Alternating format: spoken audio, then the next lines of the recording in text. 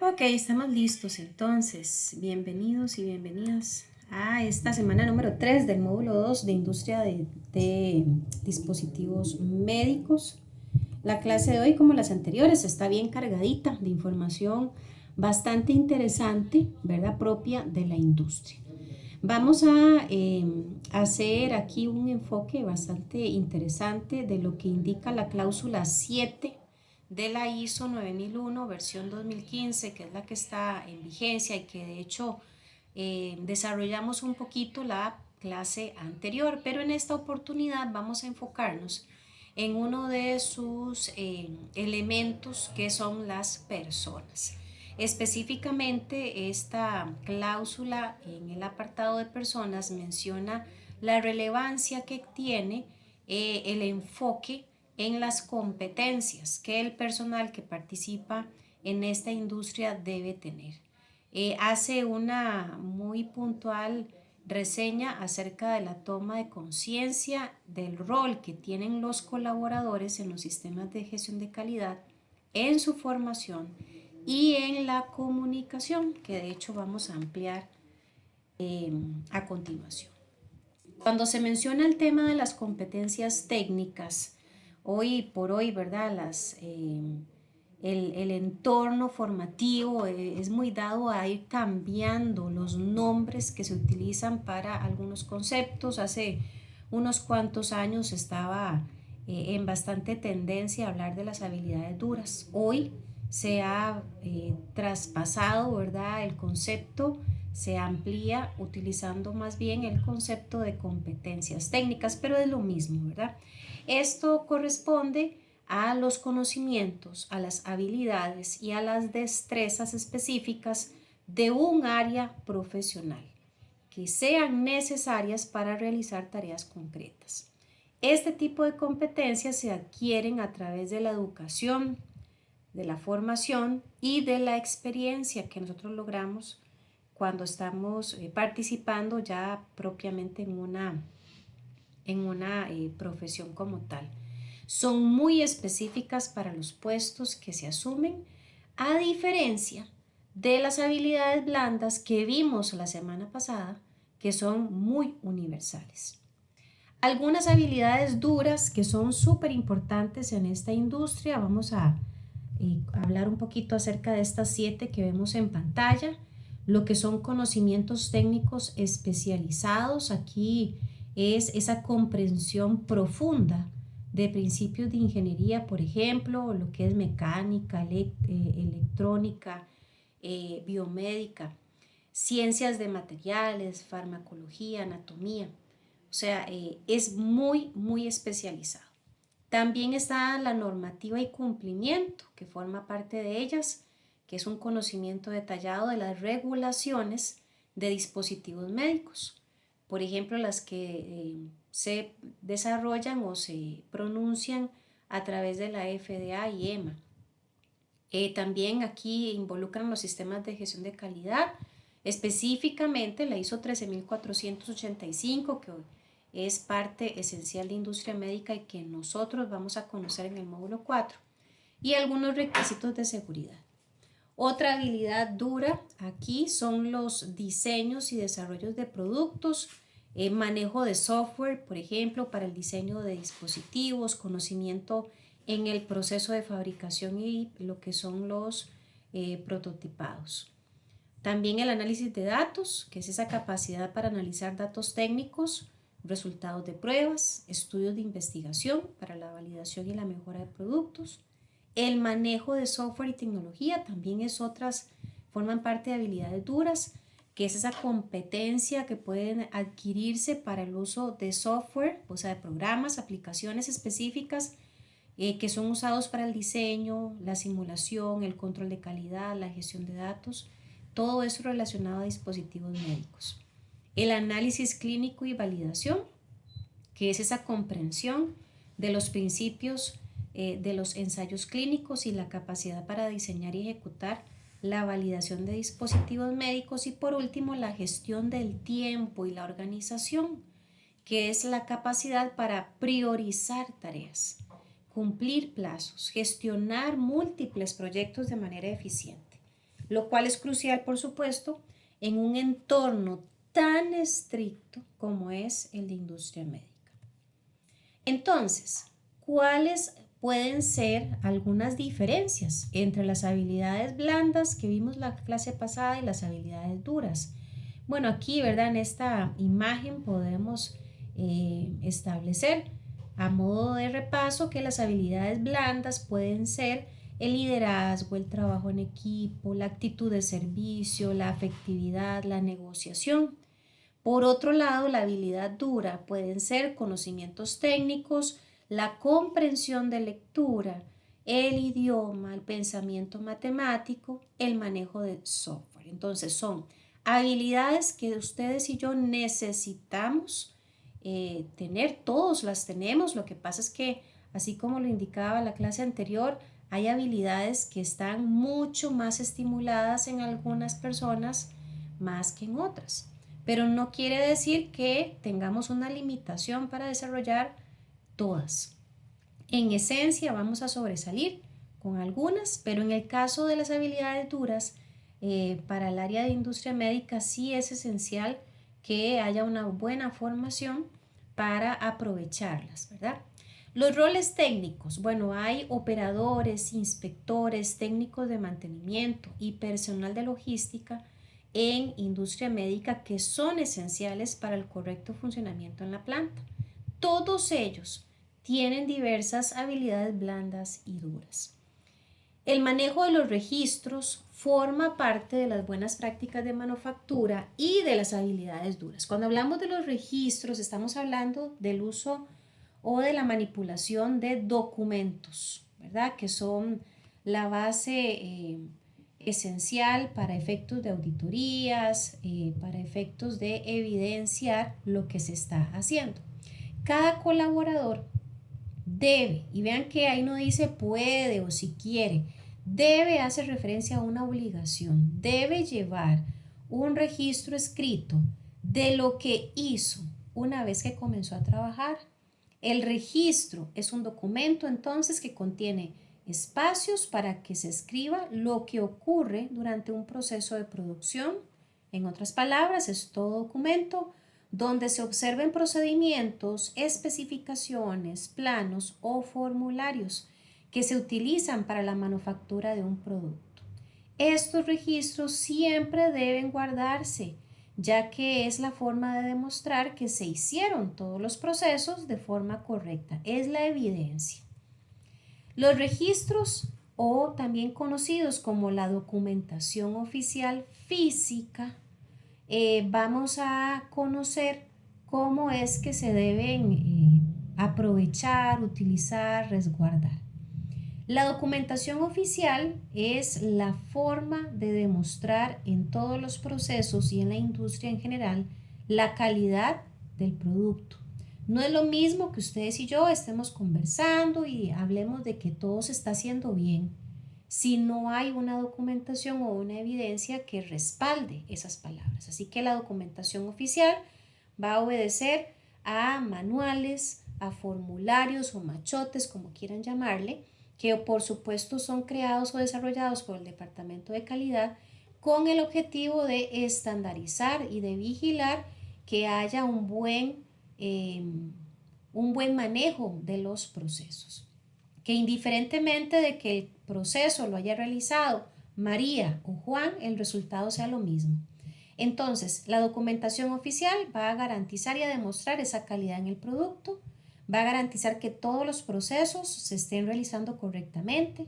En caso de problemas, se va a indicar quién y cuándo estuvo involucrado durante esa situación y también forma parte de las buenas prácticas de documentación. La documentación siempre debe estar actualizada, revisada y aprobada.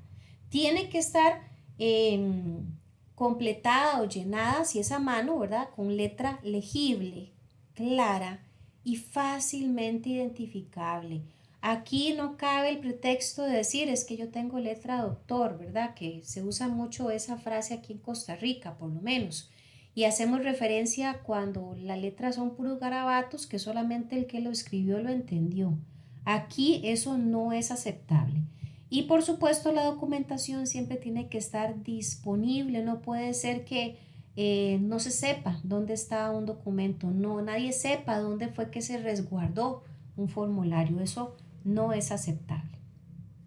Y vamos a conocer un poquito acerca de buenas prácticas en el manejo de estos documentos oficiales o de los registros. Lo primero, ¿verdad? Y lo más relevante es que se tiene que firmar todo cambio o la adición o inclusión de datos nuevos en estos registros. ¿Y para qué se firma? Para que haya un responsable. La firma hace referencia en este caso no a ese garabato, ¿verdad? Que comúnmente podemos nosotros hacer en nuestros actividades, digamos, rutinarias a nivel personal. Aquí la firma obedece a un formato estándar que conlleva la inicial del nombre y el apellido completo. Ahora, si en el departamento por casualidad hay varios colaboradores que coinciden en que su inicial del nombre es la misma y que el apellido, el primer apellido es el mismo, ahí se puede ir trabajando, ¿verdad? Con algunas variaciones. Por ejemplo, colocar inclusive el segundo apellido o la inicial del segundo apellido para hacer la diferenciación entre un colaborador y otro. Ustedes ahí a la derecha tienen algunos ejemplos. A la par de esta firma o de esta manera de representar al responsable, debe ir colocada la fecha. Y la fecha también obedece a un estándar que son los 2 dígitos del día. Si es, por ejemplo, un día 6, pues se va a poner 06, ¿verdad? El mes van a ser las primeras 3 letras del mes. Y el año van a ser los últimos 2 dígitos del año. Por ahí, ¿verdad? En alguna oportunidad, cuando yo daba esta clase con otro grupo, una compañera me decía que lo hacían diferente, que primero ponían el mes, que después ponían el día y después el año. Bueno, de ahí. Eso va a ser muy a lo interno de la empresa. Aquí nosotros estamos viendo lo que es estándar. Y como vemos ahí en el recuadro de la derecha, pues tenemos algunos ejemplos, ¿verdad? De cómo puede ser la firma. Aquí lo relevante, muchachos y muchachas, es que entendamos que la firma contempla las iniciales, apellido y la fecha de la persona que está haciendo el llenado del documento o que está haciendo alguna corrección en un documento oficial. Y esto, repito, es para hacerlo responsable de esa modificación o de esa inclusión de datos. Ahora, ¿qué pasa cuando nosotros en un documento que ya está pues previamente creado necesitamos agregar alguna anotación o comentarios adicionales? Bueno, se pueden hacer, claro que sí, pero solo si son necesarios verdaderamente. Se debe utilizar un asterisco para hacer referencia al comentario. Aquí no caben que hagamos un corazoncito, una florcita, una carita feliz, ¿verdad? El asterisco es el símbolo estándar para este fin. Y cuando existen varias notas aclaratorias en el documento, se deben enumerar siempre cada una de estas acompañada de la firma. Ok, por aquí la compañera Cindy está colocando un ejemplo. Perfecto, Cindy, muchas gracias. De cómo sería la firma de acuerdo a lo que estamos desarrollando. Muy bien. Otras recomendaciones generales, y aquí sí hago una salvedad. Puede ser, y de hecho hay algunas empresas que son un poquillo quisquillosas con esto que vamos a ver a continuación. Pero repito, aquí estamos viendo lo que es estándar. Nunca en un documento se deben dejar espacios en blanco. ¿Por qué? Porque esto podría dar pie, ¿verdad? Que alguna persona ahí malintencionada pueda hacer un llenado de datos y después decir o asumirse que el llenado fue hecho por la persona original. Entonces, para evitar ese tipo de situaciones, lo ideal es que se puedan hacer algunas de las formas que vemos ahí en pantalla, colocando las iniciales NA de no aplica, ¿verdad? Para algún campo ahí que no fue necesario rellenar o que no correspondía llenarlo en ese momento. Si son muchos campos, puede ser, si la empresa lo permite, que se coloque nada más un NA y se trace una línea, ¿verdad? En diagonal, como se ve en pantalla, haciendo referencia desde qué campo hasta cuál otro aplicaría ese no aplica. Pero en muchos casos obligan en las empresas a que usted rellene campo por campo el NA las veces que sea necesario. Ahí tendríamos obviamente que estar enterados, ¿verdad?, de cuáles son las directrices de la empresa para la cual laboramos. Y aquí leo una anotación que hace el compañero Dylan. Dice, nosotros lo hacemos así con el NA y firma y fecha después. Sí, correcto. Dylan, le pregunto aprovechando su aporte, ¿cómo lo manejan? ¿Tienen que colocar el NA en casilla por casilla o les dan la libertad de hacerlo con las flechas como vemos ahí en pantalla? Ya le doy la palabra a Amber para ver si Dylan me da el detalle que le estoy preguntando.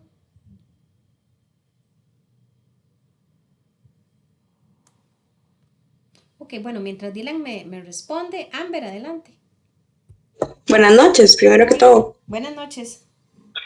Vieras que donde yo trabajo tenemos una firma por cada trabajador, entonces digamos que, bueno, yo me llamo Amber Michelle Picado Estelle. A usted le dan una firma cuando usted entra a la empresa, entonces digamos, si usted se equivocó con una parte, tiene que poner un uno, la firma suya con la que le dan, firma y fecha, y corregir lo que hizo mal. Ok. Y si, digamos, si se volvió a equivocar, tiene que volverlo a hacer todo y así. Ujú. Digamos, si se equivocó en 10 cosas, tiene que poner uno punto, firma y fecha, y uno 2 punto, firma y fecha, y donde se equivocó poner el número uno para que se dé cuenta que la corrección uno va con la corrección que está abajo escrita. Ujú. Ok. Excelente, excelente. Gracias, Amber, por ese aporte. Sí, así es, ¿verdad? Generalmente, de hecho, a manera de, o a manera de norma, casi siempre así es como funciona. Error que se genera en el documento tiene que ir con la anotación en algún espacio, ¿verdad?, que esté disponible en el formulario o un área de anotaciones, comentarios, etcétera, y hacer esa salvedad porque, como bien lo indicaba Amber, si yo me equivoqué una vez, pues bueno, perfecto, pero si me equivoqué 10 veces como ella indicaba, pues hay que hacer 10 anotaciones, 10 aclaraciones, 10 firmas, ¿verdad? Que hagan responsable cada uno de los datos ahí que están mal colocados. Por ejemplo, esto también va a ser funcional para efectos de una auditoría, ¿verdad? Un auditor siempre va a cuestionar absolutamente todo, puntos y comas. Entonces, si algo no quedó firmado, él va a decir, bueno, ¿y quién hizo esta anotación? Ah, mire, seguramente fue Amber. No, seguramente no. Tiene que haber evidencia de que fue Amber la que lo hizo. Y si no lo hay, pues ahí empiezan a generarse esa lista, ¿verdad?, de no conformidades en respuesta a carencias o a debilidades en el proceso. Dice por acá el compañero Dylan que ya me respondió, en el caso de ellos, sí le es permitido hacer la colocación de esa línea, ¿verdad?, de esquina a esquina, como se ve en pantalla. Luego dice la compañera Cindy, se respalda con firma y fecha y se hace en diagonal, cerrando las casillas y el NA, ¿ok? Se baja el consecutivo y se corrige y se respalda con firma y fecha. Perfecto, excelente, Cindy. Muy bien. Vamos bien, están ahí la mayoría entonces bien empapaditos con esto. Excelente. Ahora, esto que estábamos viendo es lo normal, lo regular, lo que generalmente ocurre, ¿verdad? De forma bastante común. Ahora, hay aspectos que no están permitidos hacerlos, ¿verdad? Entonces aquí hay que conocerlos. Por ejemplo, prohibidísimo el uso de corrector. Esto no está permitido. Borrar, no se puede borrar la información. Sobreescribir, ahora vamos a ver unos ejemplos de lo que es sobreescribir. Usar lápiz, jamás. Firmar un documento por otra persona, nunca. Documentar la información antes o mucho tiempo después de realizarse una operación, jamás. Si yo documento antes, podría estar tal vez equivocándome, ¿verdad?, en el llenado de un formulario y voy a poner aquí tal vez un ejemplo para hacerlo un poquillo más más palpable el caso. Supongamos que yo tengo 2 años de hacer lo mismo todos los días. Entonces ya entro en una rutina, ¿verdad? De suponer que siempre va a pasar lo mismo. Eso es una mala suposición y una mala práctica. Pero supongamos, ¿verdad? Que esa es mi visión. Entonces yo digo, ay, no, yo siempre que voy a la planta a esta hora, nunca encuentro nada. Entonces, qué perecilla, como estoy desocupada, voy a llenar ahí de una vez el formulario, voy a poner que no hay ninguna novedad. Lo relleno y 10 minutos después voy a la planta, hago el recorrido y resulta que ahí pasó algo. Entonces, ¿cuál fue el error? Anticiparme a algo que efectivamente no ocurrió. Ahí ya me va a tocar hacer una corrección por haberme anticipado de forma errada, ¿verdad? A un hecho. Y la otra parte dice que tampoco se puede documentar mucho tiempo después. Les doy el otro ejemplo. Suponiendo que estoy haciendo una verificación también en planta, pero al hilo de la salida, ¿verdad? Y resulta que ya me deja el bus, pero no me alcanzó el tiempo para rellenar toda la información del formulario. Ah, no importa, me la voy a jugar. Mañana en la mañanita que entro, lo relleno. Eso no se debe hacer porque muy probablemente pueda yo dejar, ¿verdad? Olvidado algún dato. Entonces la información tiene que rellenarse en el momento, ni mucho antes ni mucho después. No se deben colocar o utilizar flechas o ayudas, como antes lo indicaba, caritas felices, florcitas, corazoncitos, para hacer aclaraciones. El símbolo utilizado es el asterisco. No se puede pensar en que voy a rellenar este documento como un borrador y cuando llego a la oficina lo voy a pasar en limpio. No. Estamos hablando de que toda la documentación en la empresa es de carácter oficial. Ahí no existen borradores. No se debe tachar la información de forma ahí indiscriminada. Ahora vamos a ver unos ejemplos para que me entiendan a qué me refiero. Y tampoco se deben desechar registros que tengan errores o que estén deteriorados. Si fuera necesario el desecho, debería de existir entonces un proceso a lo interno, un procedimiento a lo interno que indique cómo sería eso, ¿verdad? Pero no es que simplemente yo agarre uno de los documentos y tiene un error y lo agarro, lo hago un puño, lo echo en la basura y vuelvo a rellenar otro. Generalmente ese tipo de documentación tiene hasta consecutivos. Entonces, eliminarlos está dando pie, ¿verdad?, a que haya un faltante en la documentación que va a ser cuestionado sí o sí en una auditoría. Y frente a un auditor, ¿verdad?, bien quisquilloso, eso es bien complicado de defender. Dice por acá el compañero Dylan, cuando inició en la empresa toda la línea a la que le asignaron eran nuevos, pues todos firmamos mal y el líder no revisó, ya que por ahí de las 4 y algo AM se dieron cuenta que todo estaba mal firmado y nos abrieron una no conformidad. Imagínate, o sea, si el líder, que pensaría uno, tiene mayor experiencia, mayor formación, omitió semejante error, eh, de ahí, esto está un poquito, digamos que digno de analizar qué fue lo que pasó, ¿verdad? Si fue que el líder no tenía la capacitación, que estaba despistadillo, que no le prestó verdaderamente importancia, ¿verdad?, a un tema de firmas. Pero bueno, en todo caso, las firmas son sumamente relevantes.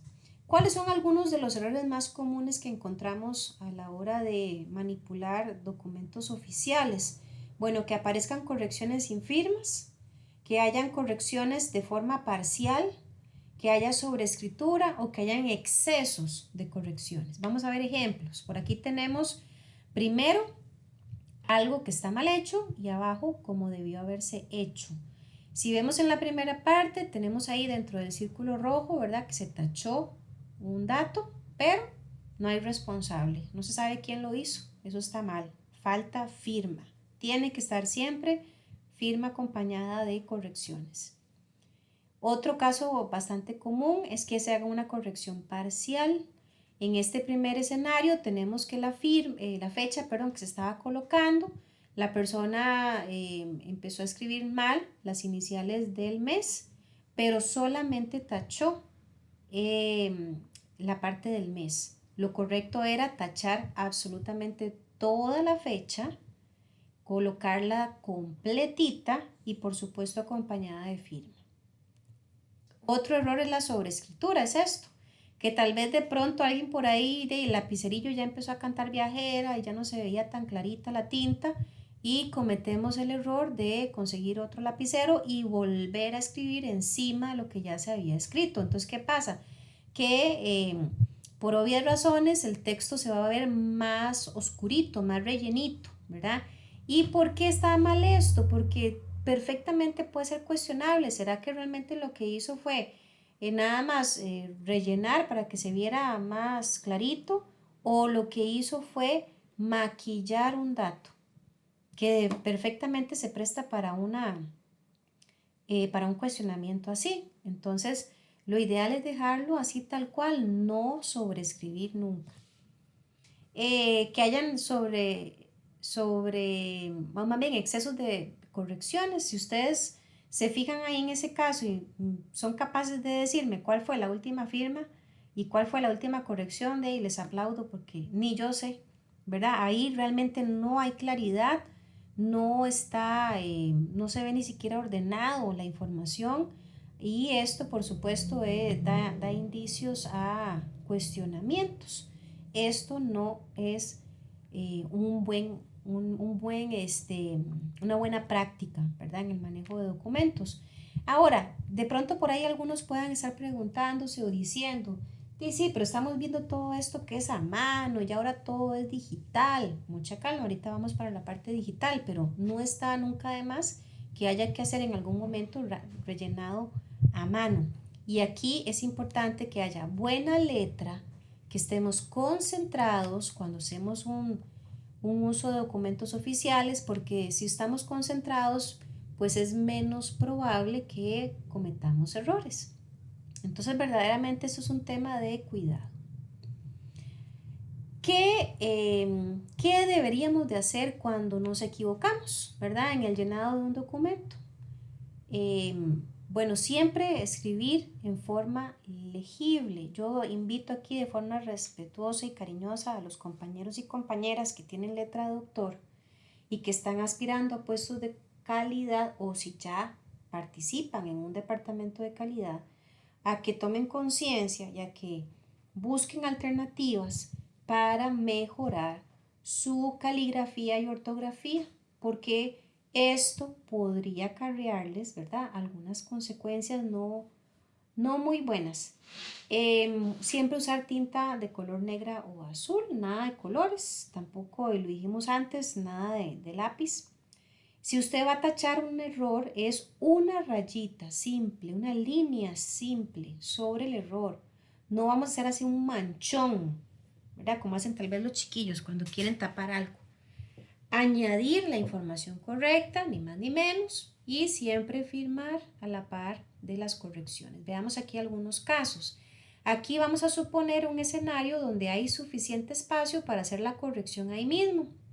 Aquí es que la persona pues invirtió, ¿verdad?, algunas letras y números. Entonces se tacha con una rayita simple, delgadita, ¿verdad?, en el puro centro de la información.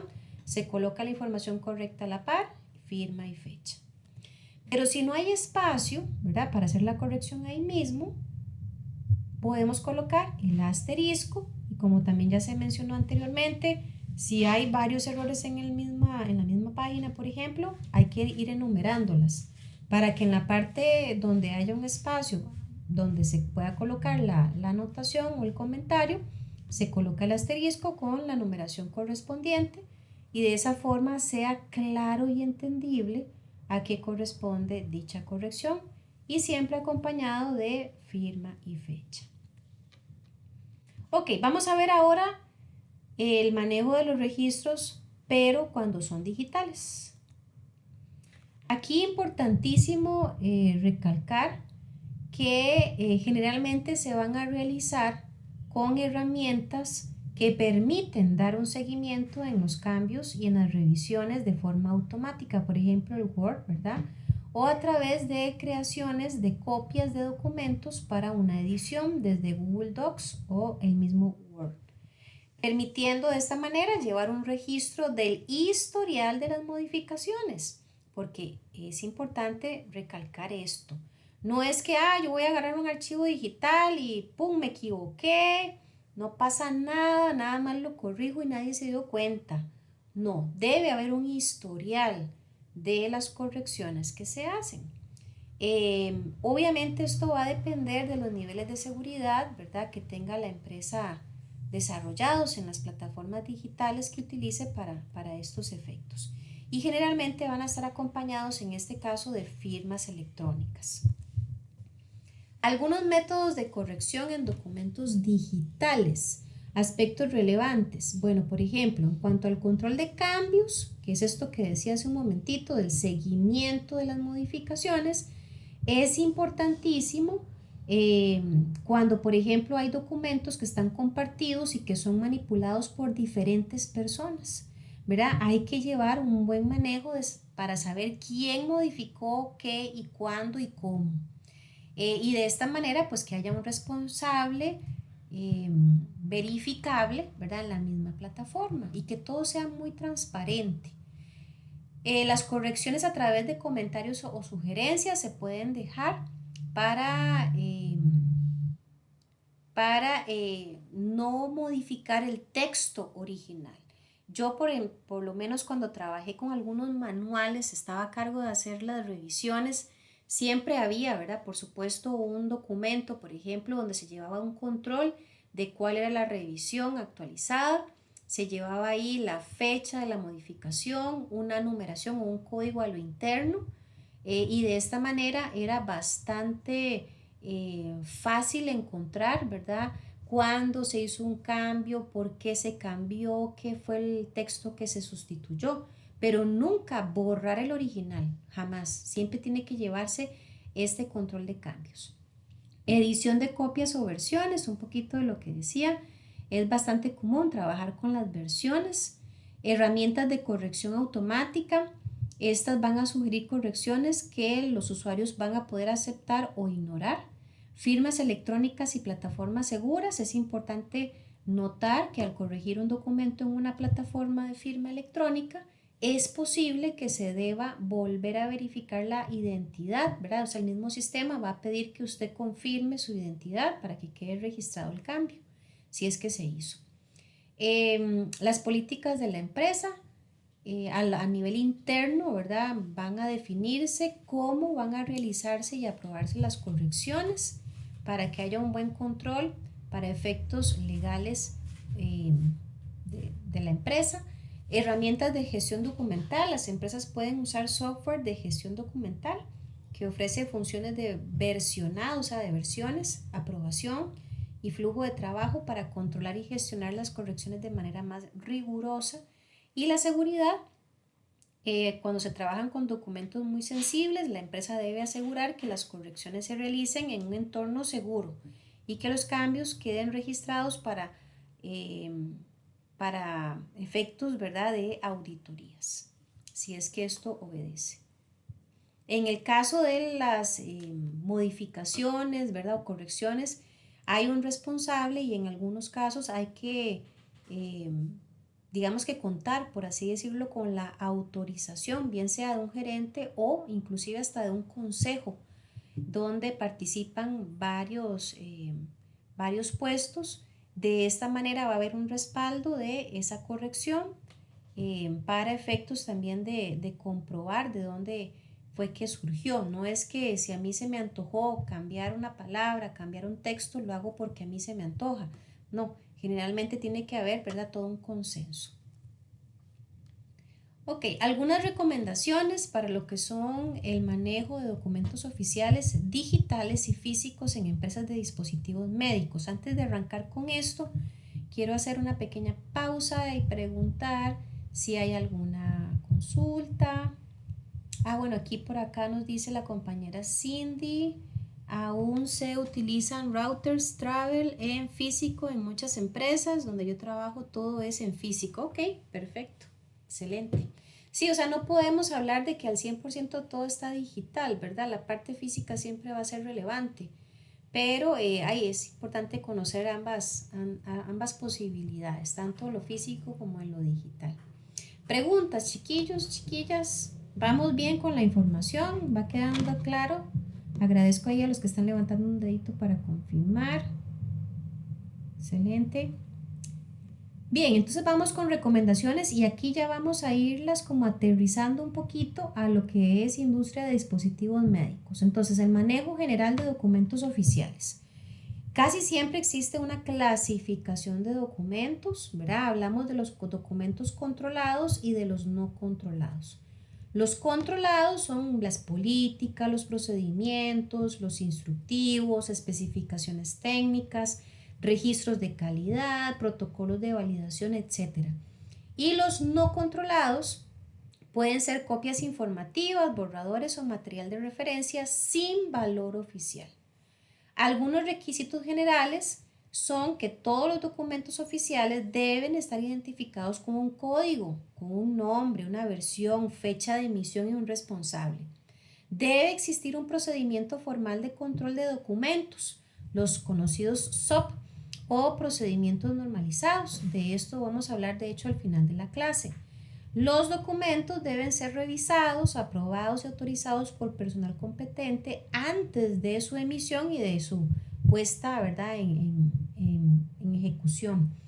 Mantener un acceso restringido, solamente el personal autorizado puede editarlo o aprobar este tipo de documentos. No es que voy a tener ahí un documento acerca del manejo en la manipulación, qué sé yo, de algún instrumento y que esté a vista y paciencia de cualquier persona y que cualquier persona pueda atravesarlo, ¿verdad? Como decimos popularmente. Hay personas específicas autorizadas para el acceso a estos documentos. La segunda recomendación para el manejo de documentos digitales, usar un sistema electrónico de gestión documental. Hay muchos, ¿verdad? Con control de versiones y trazabilidad. Implementar firmas electrónicas seguras conforme a las regulaciones universales. Establecer niveles de acceso. Algunas personas van a poder solo leer, otras van a poder editar, otras van a poder aprobar. Asegurar copias de respaldo automáticas y periódicas. Esto es esencial en la parte digital. Dios libre, ¿verdad? Que nada más tengan el archivo en una computadora y la computadora se quemó, se perdió la información y ahora ¿qué hacemos? No, tiene que haber un respaldo. En caso de que una de las fuentes falle, hayan dos o tres, ¿verdad? Al menos que podamos aprovechar o utilizar.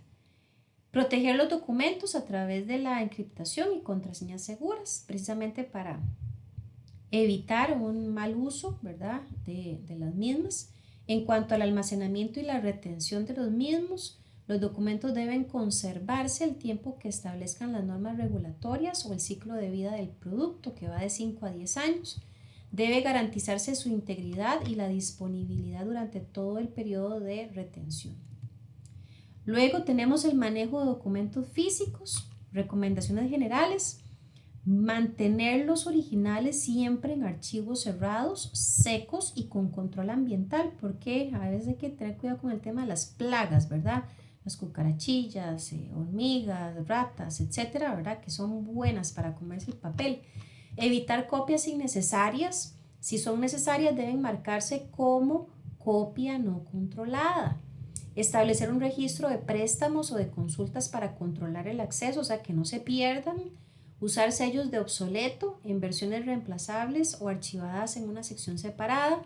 Y asegurar una buena trazabilidad, o sea, saber quién la generó, quién la revisó, quién la aprobó y cuándo se aprobó. Cuarta recomendación sobre el control de cambios. Debe existir un procedimiento. Todo cambio debe realizarse a través de un formato de solicitud de cambio documentado que debe incluir el motivo del cambio, la descripción de ese cambio o esa modificación, los documentos o procesos que pueden verse afectados por ese cambio, la evaluación del impacto que va a tener ese cambio, la aprobación formal por las áreas involucradas. Y en cuanto a las versiones, cada modificación genera una nueva versión o revisión, como quieran llamarle. Las versiones anteriores deben archivarse, no se botan, y marcarse como obsoletas, pero no eliminarse. El historial de cambios debe conservarse en el documento o en un registro anexo. La quinta recomendación, también al respecto de correcciones y control de errores, en los documentos físicos no se permite el borrado con corrector ni tachones ilegibles, ya lo decíamos. Las correcciones deben hacerse con una línea simple sobre el error, anotar la corrección con iniciales y fecha de quien realizó el cambio, mantener la legibilidad del texto original. Cuando son documentos digitales, no se eliminan las versiones previas, se usa el control de cambios del sistema para registrar las modificaciones y deben revisarse y aprobarse las correcciones antes de liberar esa nueva versión. La sexta recomendación para efectos de auditorías y cumplimiento: deben realizarse auditorías internas de forma periódica al sistema de control documental para ver si está funcionando correctamente.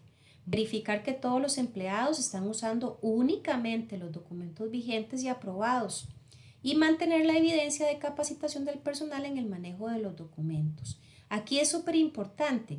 No solamente se capacita al personal que está a cargo de hacer esas modificaciones y correcciones, sino también que hay que informar y capacitar al personal final que va a utilizar esos formularios para hacer su trabajo.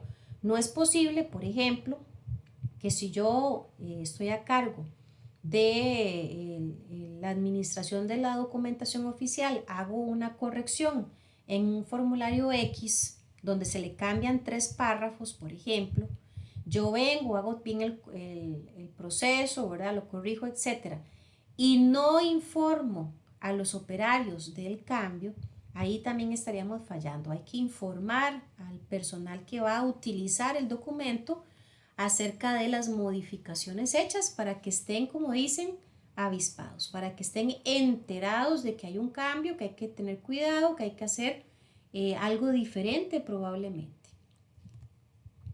Bien, ahora dentro de la misma cláusula 7, vean que al inicio de la clase empezamos con esta cláusula, pero haciendo enfoque a las personas. También en esta cláusula se menciona un tema de infraestructura. Y este particular dice que se requiere que la organización determine, proporcione y mantenga la infraestructura necesaria para el funcionamiento de sus procesos. Y recordemos que la infraestructura debe estar diseñada para 3 cosas: para lograr la conformidad con los requisitos del producto, para evitar la mezcla de productos que son distintos, y para garantizar la manipulación ordenada del producto. Para lograr todo esto, es bastante común hablar de los cuartos limpios en industria médica, ¿verdad? ¿Y qué son cuartos limpios o cuartos controlados? Que a veces se tienden a creer que son lo mismo y no son lo mismo.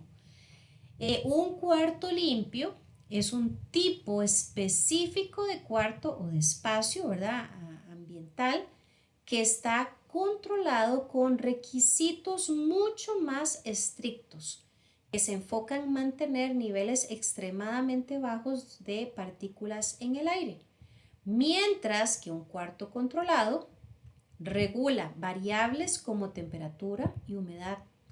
Un cuarto limpio añade la filtración de aire de alta eficiencia para controlar la contaminación de partículas, lo que lo hace esencial para industrias sensibles como industria médica. Así que ojo con eso, son 2 conceptos diferentes.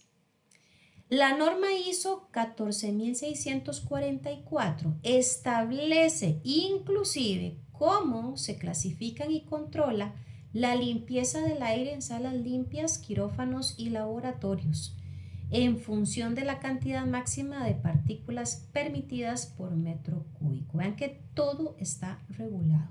No es que Abbott o que Bayer, ¿verdad?, decidieron hacerse un cuarto limpio porque sí, porque ellos querían. No, todo está normado. Los cuartos limpios, los cuartos limpios y los cuartos controlados. Entonces, vamos a decir puntualmente que el cuarto de ambiente controlado va a regular factores ambientales claves como la temperatura, la humedad y la presión. No está diseñado para mantener niveles de contaminación particulada tan bajos como si lo hace el cuarto limpio. Puede ser suficiente para procesos que no requieren un control tan riguroso de partículas en el aire. Pero un cuarto limpio, también llamado sala blanca, es un tipo de cuarto de ambiente controlado que va más allá. Controla estrictamente la cantidad de partículas suspendidas en el aire, utiliza sistemas de ventilación y filtración avanzados para alcanzar niveles muy bajos de contaminación. Se certifica según estándares internacionales como son la norma ISO 14644 que ya veíamos, y es fundamental en industrias como la farmacéutica, electrónica y médica. ¿Ok? La clasificación de los cuartos limpios, porque sí, hay una clasificación, no solamente es un tipo.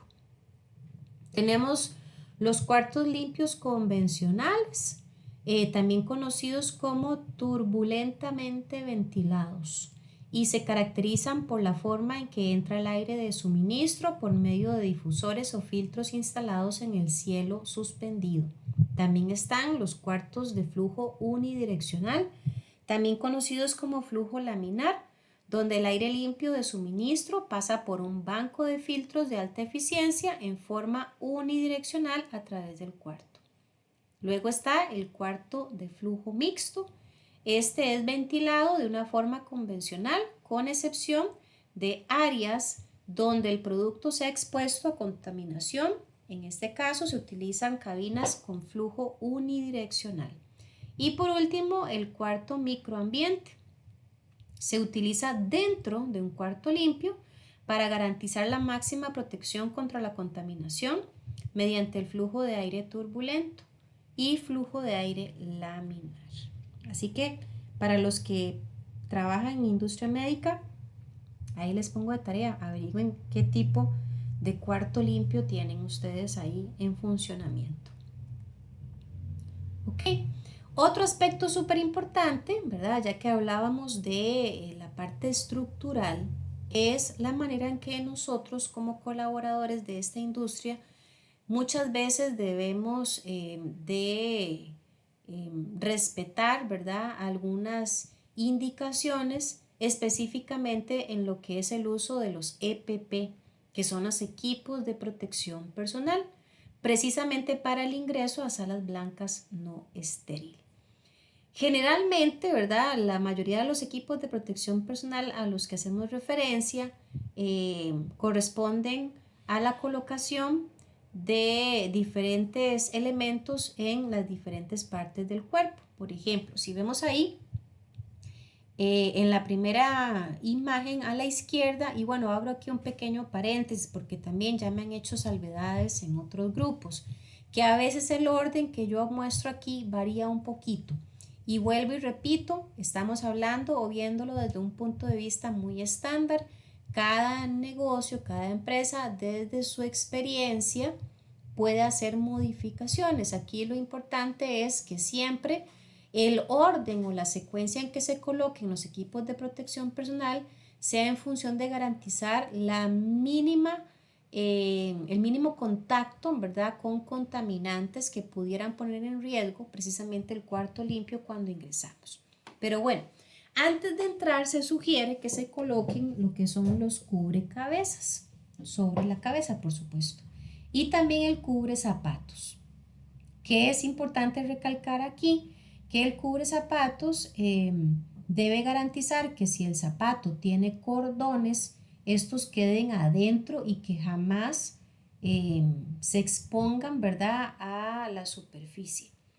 Luego hay que colocarse el traje. El traje implica la colocación de los guantes, la mascarilla o la protección, ¿verdad?, que se nos facilite, y en el caso también de la capucha. Todo esto es requerido precisamente, repito, para evitar el contacto de nuestro cuerpo con la superficie o el ambiente. Luego se debe colocar el mono, ¿verdad? Digamos que, se me va la palabra, digamos que es gabacha, pero no solo la gabacha, bueno, como lo vemos ahí en la imagen, ¿verdad? Qué pena, se me fue el nombre de otro nombre que se le dice a esta pieza. ¿Quién me ayuda? Kimono. Ok, gracias Cindy, gracias. Excelente, ¿verdad? Ya esto es como para terminar de completar esa cobertura de tronco, manos y piernas. Luego de esto, inclusive se puede colocar un cubrebotas, las gafas para la protección visual y, de ser necesario, hasta inclusive un segundo par de guantes. Con el afán de que se cubra parte de la protección del kimono en el área de los brazos. ¿Cuáles son los comportamientos adecuados que debemos tener luego de que nos hemos lavado las manos? Porque sabemos, para los que tienen experiencia en industria médica, que el lavado de manos es algo esencial en todo momento. Pero cuando ustedes y yo nos lavamos las manos, es importante entender que hay reglas. No se puede tocar absolutamente nada luego de haberse lavado las manos, porque lo más mínimo que usted crea haberse cuidado, ¿verdad? En no tocar una llave, una mesa, una perilla, una silla, en ese momento queda sin efecto, ¿verdad? El lavado de manos, hay que volver a repetirlo. El lavado de manos es esencial para poder ingresar a un cuarto controlado. Así que la recomendación es que se lavó las manos, ingrese inmediatamente al cuarto controlado o al área, ¿verdad?, para la colocación de el equipo de protección. No se permite, por supuesto, los saludos de manos, ni ingresar agarraditos de las manos, ¿verdad? Y tampoco se puede usar el celular en estos espacios. En los cuartos limpios y controlados está prohibido utilizar maquillaje, joyería.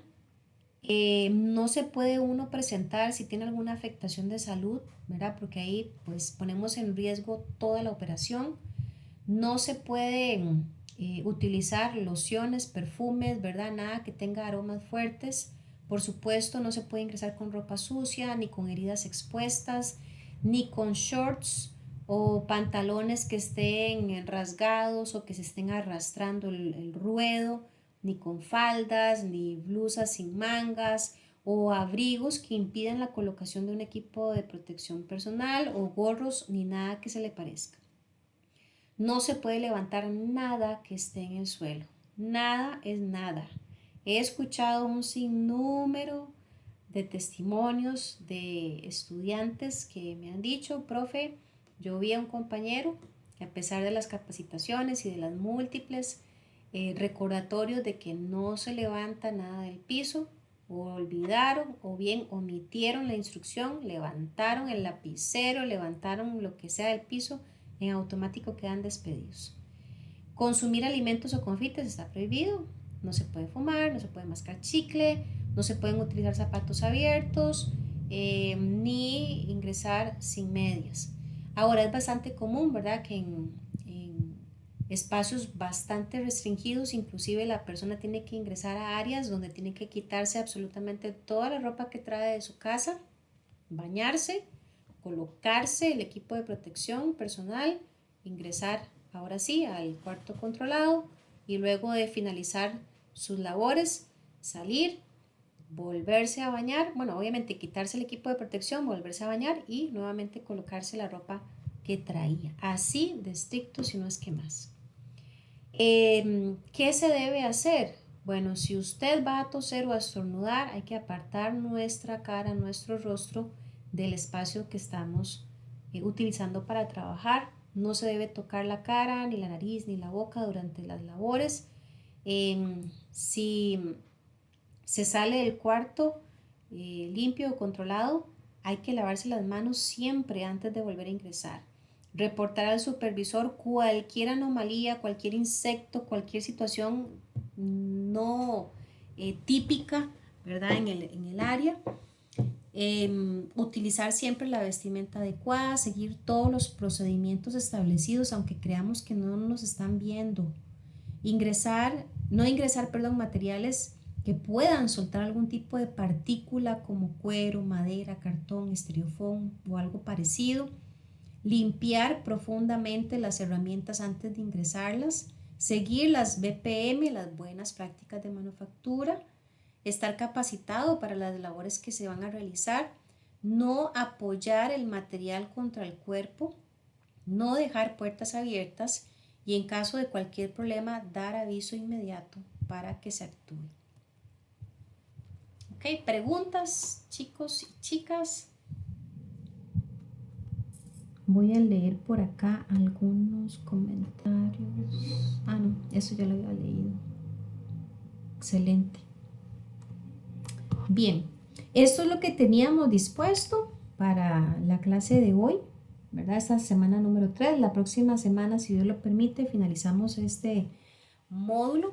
Por si no se los había dicho, no recuerdo, en estas semanitas o en estos días más bien, probablemente los compañeros de servicio al cliente les van a estar notificando a través del WhatsApp cuál es el horario que vamos a tener para este fin de año, ¿verdad? Para que lo tomen en cuenta. No me quiero anticipar, pero vamos a esperar el pronunciamiento oficial de IPEA.